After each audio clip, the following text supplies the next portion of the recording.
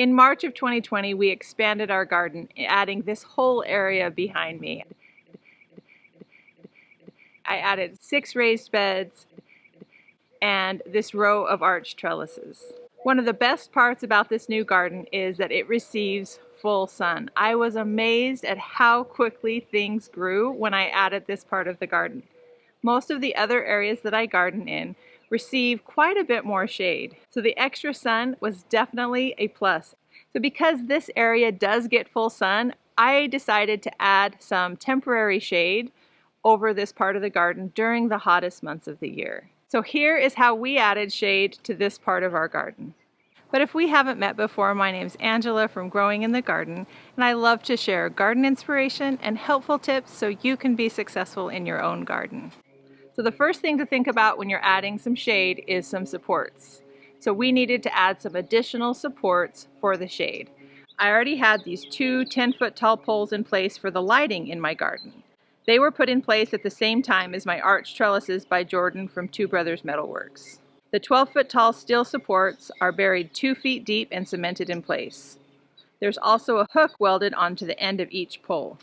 So I had Jordan come back out and he installed 2 more of the steel poles as additional supports for the shade over this garden. Once the support poles were in place, I needed to add some additional wire support. The wire support is going to keep that middle of the shade cloth from sagging. So the area of my shade cloth is 17 by 20 or about 320 square feet. So I used 1/8 inch stainless steel wire rope, and then I created the loops. We attached the loops that we made in the wire rope to the clip and put the cables on the steel poles. So we ran the cables from one pole to the other diagonally, creating an X shape in the middle. And that X shape is what is going to provide that center support for the shade cloth. If you have a shade cloth larger than 100 square feet, it's a good idea to do the same thing and provide that center support. For shade cloth with an area over 400 square feet, additional support may be required. With the poles in place, I could measure exactly how large I need the shade cloth to be. So if you have a preset size, then it's easy to order that shade cloth on Amazon in those preset sizes, and it will come pretty quickly.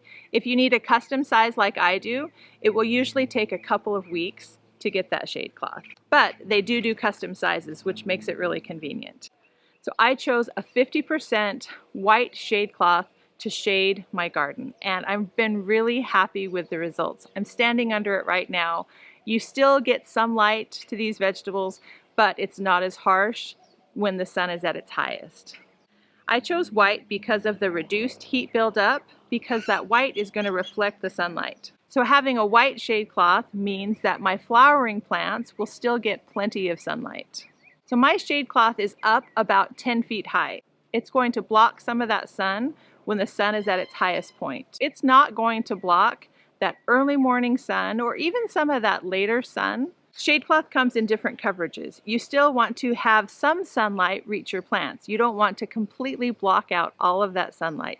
So here are a few guidelines. 40% shade cloth is good for most vegetables, 50% shade cloth for tomatoes, 60 to 70% shade cloth for succulents and other light sensitive plants. So once the shade cloth came in the mail, it was really fun to install that shade cloth. It really wasn't too tricky. So we lifted it up and over the wire supports and used a clip to clip it through the grommet and onto that hook that's attached to the steel pole.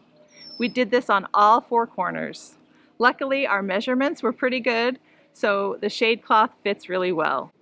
Not sure how this is going to hold up during monsoon season and in all the wind, but hopefully it does okay. If there is a big windstorm, we can take it down if we need to. Every garden and gardener is different, but if I'm going to add shade, I usually put it up once temperatures are consistently above 100 degrees, and then I will take it back down once temperatures are consistently below 100 degrees in the fall. There's a lot more information that we didn't cover about principles when adding shade and different specifics about shade cloth, and I have a different video and a blog post that go into a lot more detail about some of those specifics. I will link to those here and in the description. So I'm so happy we decided to add some shade to this part of the garden. I already can see a difference in my plants. I think they're going to be a little bit happier this summer, going to extend the season a little bit longer. Thank you so much for watching.